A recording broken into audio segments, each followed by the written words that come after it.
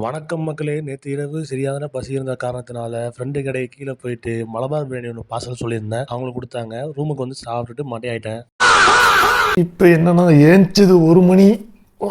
செம்ம உடம்பு வலியாக இருக்குது. இப்போ என்னன்னா சாப்பிடணும்னு தான் தோணுது. இப்போ சாப்பிட்டு தான் ஆகணும்.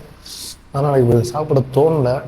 ஒரு மாதிரி கிரட்டுன்னு இருக்கனால சோறு இன்னைக்கு போயிட்டு ஒரு டீயை அடிச்சுட்டு சதாரண மேலே வந்துடும். கிரி போயிட்டு மில்க் பிகிஸ் க்ரீம் வாங்கிட்டு வந்துச்சு. இது எனக்கு ரொம்ப பிடிக்கும். இப்போ என்னன்னா சாப்பிட்டேன்னா ஒரு மாதிரி இருக்கும். அதனால் பிஸ்கெட்டு சாப்பிட்டு கொஞ்சம் தூக்கம் லைட்டாக இருக்குது. தூங்கிட்டு ஒரு 4:30 போல் ஏஞ்சி ஆஃபீஸ் கிளம்பணும்.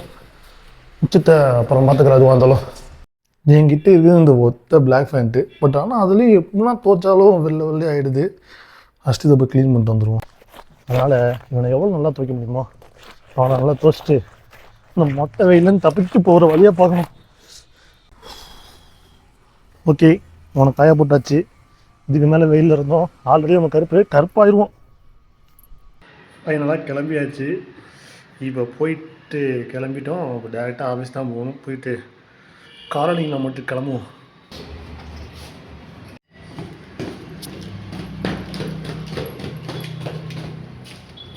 இவன் என்னோட சட்டையை மாற்றிதான் பார்த்தீங்கன்னா டீ குடிக்க போன இடத்துல சட்டையில் டீ ஊற்றிடுச்சு.